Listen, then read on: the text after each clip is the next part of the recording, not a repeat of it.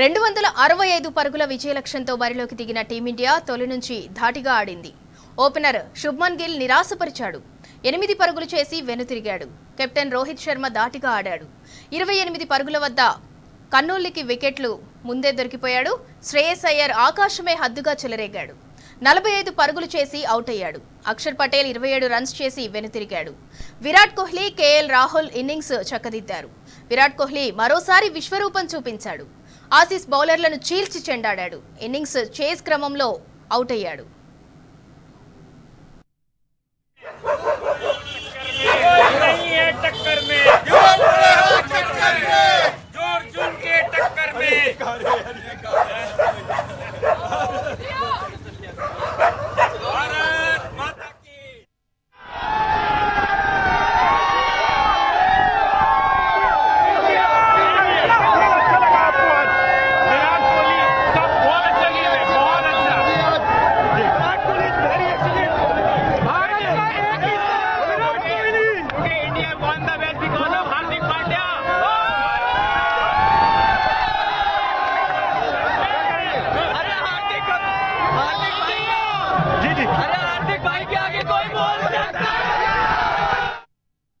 Right, ఇక ఇదే అంశంపై మరింత సమాచారం మా ప్రతినిధి రఘు అందిస్తారు. రఘు, భారత్ ఘన విజయంపై ఫ్యాన్స్ లో ఎలాంటి సందడి? దీనికి సంబంధించిన డీటెయిల్స్ ఏంటి? సింధూరా, ఈ రోజు కోట్లాది మంది భారతీయ అభిమానులు యొక్క టెన్షన్ కి ఈ రోజు తెరబడిందని చెప్పాలి. ఎందుకంటే టెన్షన్ అన్న పదం ఎందుకు వాడాల్సి వచ్చిందంటే, ఇక్కడ ఆస్ట్రేలియా లాంటి ఒక ఎల్లో జెర్సీని గ్రౌండ్ లో చూస్తే నిజం చెప్పాలంటే వన్డే ఫార్మాట్ లో వాళ్ళు ఎట్లాంటి అంటే పేపర్ మీద 2 జట్లు కంపేర్ చేస్తే టీమిండియా ప్రజెంట్ చాలా స్ట్రాంగ్ గా ఉంది. అయినప్పటికీ కూడా ఈ యొక్క ఛాంపియన్స్ ట్రోఫీలో వరుసగా విజయాలు సాధిస్తున్నా కూడా ఆస్ట్రేలియాతో సెమీఫైనల్ అనేసరికి చాలా మంది అభిమానుల్లో ఎంతో టెన్షన్ ఉంది. అంటే క్రికెట్ ఆస్ట్రేలియా అనేది ఎప్పుడు కూడా మనం అండర్ ఎస్టిమేట్ చేయొద్దు. అదే విషయం మనం లాస్ట్ 2023 వరల్డ్ కప్ ఫైనల్లో ప్రూవ్ అయింది. అహ్మదాబాద్ వేదికగా జరిగిన ఆ ఫైనల్ మ్యాచ్ ఇప్పటికి కూడా అభిమానుల గుండెల్లో ఒక పీడకలన మిగిలిపోయింది. ఆ తర్వాత 2024లో జరిగిన వెంటనే 6 నెలల గ్యాప్ లో జరిగిన T20 వరల్డ్ కప్ సెమీఫైనల్లో ఆస్ట్రేలియాని ఓడించినప్పటికీ కూడా అభిమానుల్లో ఏదో ఒక వెళ్తుంది. ఎందుకంటే మనని 50 ఓవర్స్ వరల్డ్ కప్ ఫైనల్లో ఓడగొట్టిన ఆస్ట్రేలియాని మళ్ళీ అదే ఫార్మాట్ లో కొడితే బాగుంటుందని చెప్పి చాలా మంది ఎక్స్పెక్ట్ చేశారు. ఈ రోజు అందరి అంచనాలకు తగ్గట్టుగా నిజం చెప్పాలంటే టీమిండియా ఒక ఆల్రౌండ్ పర్ఫార్మెన్స్ అని చెప్పాలి. దుబాయ్ లాంటి పిచ్ మీద అదొక టిపికల్ పిచ్, ఎప్పుడు ఎలా బిహేవ్ చేస్తుందో తెలియదు. మనం లాస్ట్ సెమీఫైనల్ ఏదైతే మనం న్యూజిలాండ్ తో మ్యాచ్ లో అబ్జర్వ్ చేశాము, పిచ్ జరిగే కొద్దీ ఫ్లాట్ వికెట్ కాస్త స్లో అవడము, ఆ తర్వాత స్పిన్నర్లు అద్భుతంగా రాణించడము, న్యూజిలాండ్ ఈజీగా గెలుస్తుంది అనుకున్న మ్యాచ్ మనోళ్ళు టర్న్ అరౌండ్ చేశారు.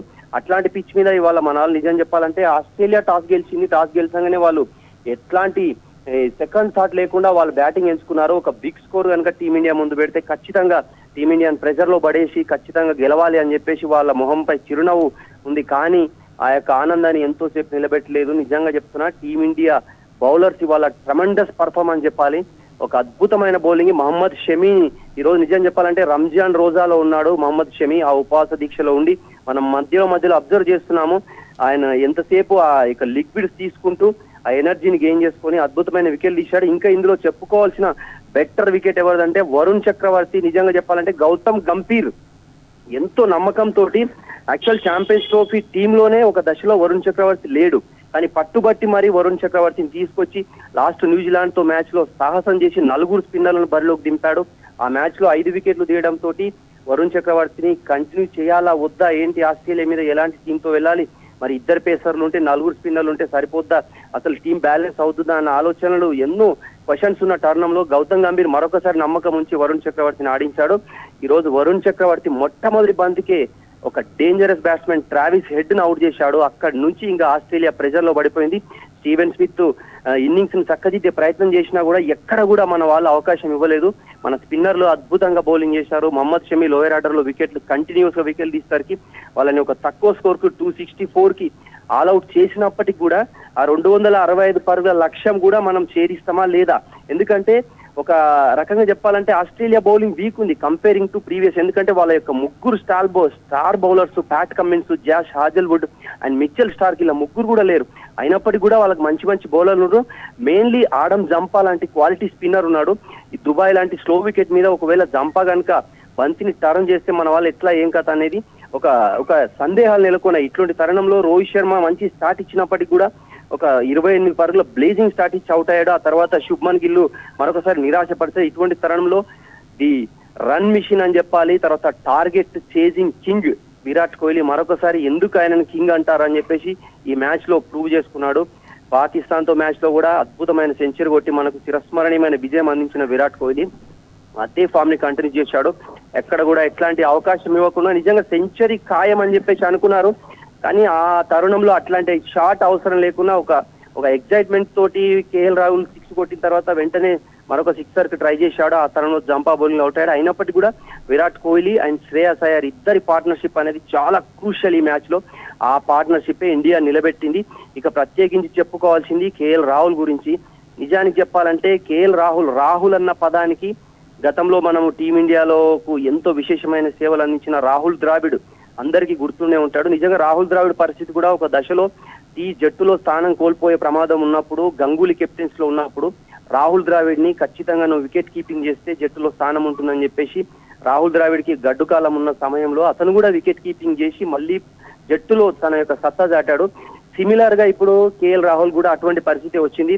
లాస్ట్ టైం ఐపీఎల్ లో అతనికి ఎదురైన చేదు అనుభవాలు, లక్నో సూపర్ జైంట్స్ కి అతను విఫలం అవడం, ఆ తర్వాత లక్నో సూపర్ జైంట్స్ యొక్క మేనేజరు రాహుల్ ని కొంచెం అంటే అవమానపరిచినట్లు మనకు దృశ్యాలు కనిపించడం, ఆ తర్వాత అతను ఆ లక్నో జట్టు నుంచి కెప్టెన్స్ గా తప్పించడం, ఈ అన్ని తరుణంలో ఒక ఏమంటారు సైకలాజికల్ గా అతను డిమోటివేట్ అయ్యాడు. అటువంటి తరుణంలో కేఎల్ రాహుల్ మళ్ళీ డొమెస్టిక్ క్రికెట్ లో ఆడి మంచిగా రన్స్ ఛేదించిన తర్వాత గౌతమ్ గంభీర్ లాంటి ప్లేయర్ టెక్నికల్లీ ఒక అద్భుతమైన బ్యాట్స్మెన్ కాబట్టి కేఎల్ రాహుల్ ని వికెట్ కీపర్ గా నిజంగా చెప్పాలంటే సాహసం చేసి తీసుకున్నాడు. ఎందుకంటే రిషబ్ పంత్ లాంటి ఒక ఎక్స్ప్లోజివ్ బ్యాట్స్మెన్ కాదని చెప్పేసి సెలెక్టర్లతో పట్టుబట్టి గౌతమ్ గంభీర్ రాహుల్ ని తీసుకొచ్చాడు.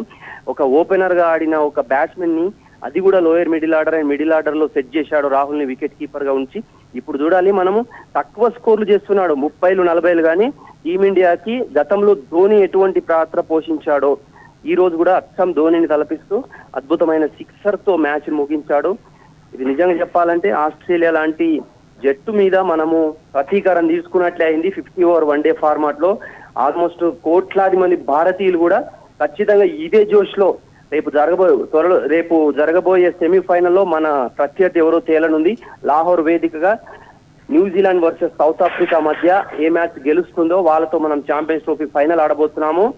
ధోని కెప్టెన్సీలో మనం చివరిసారిగా ఆల్మోస్ట్ 11 years బ్యాక్ ఒక దశాబ్ద కంటే కింద మనము ఛాంపియన్స్ ట్రోఫీ గెలిచాము. మళ్ళీ ఆ యొక్క ఫీట్ రిపీట్ చేయాలని చెప్పేసి రోహిత్ శర్మ సారథ్యంలో మన యొక్క టీమిండియా జోస్ చూస్తుంటే ఖచ్చితంగా ఛాంపియన్స్ ట్రోఫీ గెలుస్తారన్న నమ్మకం అభిమానుల్లో ఉంది.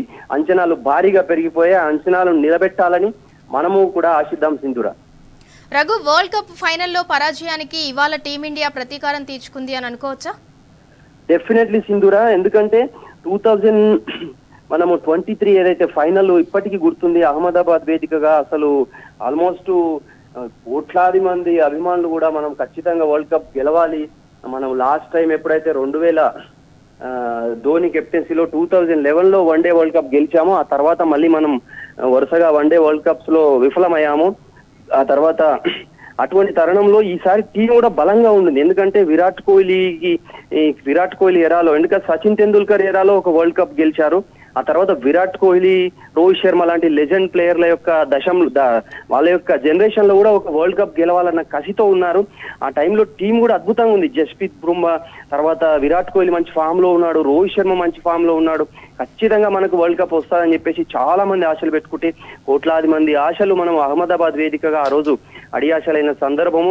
మొత్తము భారతీయ క్రికెట్ అభిమానులు మొత్తం ఒక నిరాశ నిస్పృహలో కూరుకుపోయిన సందర్భం ఇప్పటికీ గుర్తుంది. ట్రావిస్ హెడ్ కొడుతుంటే ఒక్కొక్కరు భారత అభిమానులు ఎంత ఒక రకమైన ఆవేదన చెందారు. 130 పరుగుల ఇన్నింగ్స్ కూడా ఒక భారీ ఇన్నింగ్స్ ఆడి ఆ రోజు వరల్డ్ కప్ ని ఒంటి చేత్తో గెలిపించడము. ఆ తర్వాత జరిగిన పరిణామాలు ఇంకా కసిని పెంచాయి. ఎందుకంటే వాళ్ళు వరల్డ్ కప్ గెలిచిన తర్వాత మనం గమనించాం, వాళ్ళకి మిచెల్ మార్ష్ అంటే ట్రోఫీని తన యొక్క షూస్ కింద ట్రోఫీ పెట్టుకొని ఆ దృశ్యాలు చూసి అంటే ఇండైరెక్ట్ గా మొత్తం క్రికెట్ ప్రపంచం మొత్తం మా పాదాక్రాంతం అయిపోయింది, మేమే డామినేట్ చేశాము, వీఆర్ ద కింగ్స్ అన్నట్టు ఆస్ట్రేలియాలో మీడియాలో బాగా వైరల్ అయ్యాయి. ఆ తర్వాత ఆస్ట్రేలియా వాళ్ళ బిహేవియర్ గురించి పెద్ద ఎత్తున సోషల్ మీడియాలో వైరల్ అయింది. అభిమానులు కూడా చాలా మంది తిట్టారు. అంటే this is not the way, this is not the sporting spirit, ఇది కాదు కదా. కానీ ఆస్ట్రేలియాలో నైజం అలా ఉంటుంది.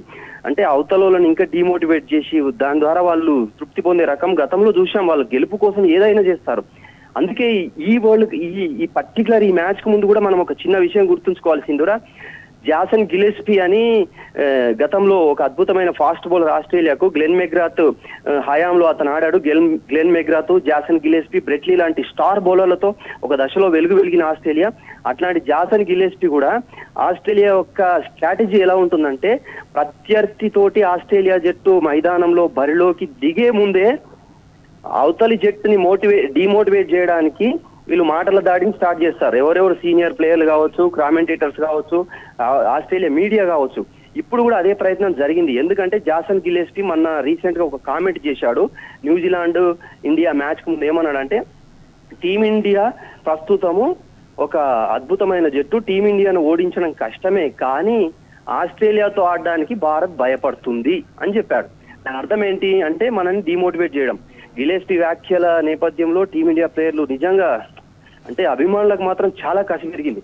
అసలు అంటే ఒకప్పుడు ఆస్ట్రేలియా స్ట్రాంగ్ ఉంది. నిజం చెప్పాలంటే గతం ఆస్ట్రేలియా టీమ్ తో కంపేర్ చేస్తే ఇప్పుడు అంత స్ట్రాంగ్ లేదు. ఎస్పెషల్లీ ఈ ఛాంపియన్స్ ట్రోఫీలో వాళ్ళకి star bowlers, Mitchell Starc, Josh Hazlewood, Cummins లాంటి బౌలర్స్ లేరు. వాళ్ళందరూ లేకపోయినా కూడా ఇంత అంటే ఇదేమంటారు, మేకపోతే గాంభీర్యం ప్రదర్శించి ఆ ప్రత్యర్థి జట్టును డిమోటివేట్ చేసే ప్రయత్నాలు చేశాడు గిలెస్పీ. ఈ రోజు గిలెస్పీ చేసిన వ్యాఖ్యలు నిజంగా ఏమంటారు చూడు, కుక్క కాటుకు చెప్పు దెబ్బ, ఒక మూతోడు సమాధానం ఇచ్చినట్టు అయింది. టీమిండియా సైలెన్స్ గా ఒక అద్భుతమైన సమాధానం. అందుగా మళ్ళీ 50 ఓవర్ ఫార్మాట్, అది కూడా 1 డే ఫార్మాట్ లో జరిగిన ఛాంపియన్స్ ట్రోఫీలో మనం ఈ రోజు వాళ్ళ అంటే knockout. Right, thank you Raghu.